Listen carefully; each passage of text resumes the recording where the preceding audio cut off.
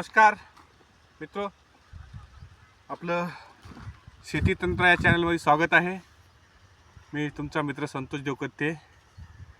आपण आपला दुधाचा व्यवसाय परत चालू करत आहोत, जो की आपण 2-3 वर्षापूर्वी बंद केला होता। त्यासाठी आपण चारा लागवड केलेली आहे। आपण 5 गाईचे युनिट करणार आहोत। चाऱ्यामध्ये आपण एक हे 2.5 फुटाची तास केलेली आहे। एका ताशीमध्ये आपण मक्का लावलेला आहे आणि एका ताशीमध्ये नेपियर गॅस लावलेला आहे। आपण त्यासाठी आज तणनाशकाची फवारणी करत आहोत।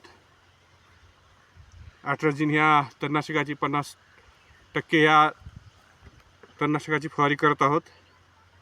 आपण मक्का लावून 2 दिवस झाले आणि नेपियर गवत लावून 3 दिवस झालेत, त्यामुळे आपण ही पहिली फवारणी घेत आहोत।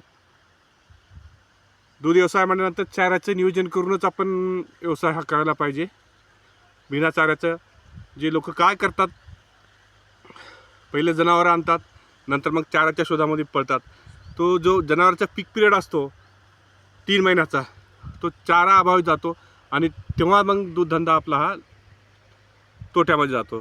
त्यासाठी पहिलं चाऱ्याचं नियोजन करायचं, नंतर मग जनावरांचं। धन्यवाद। चॅनलला लाईक करा, सबस्क्राईब करा।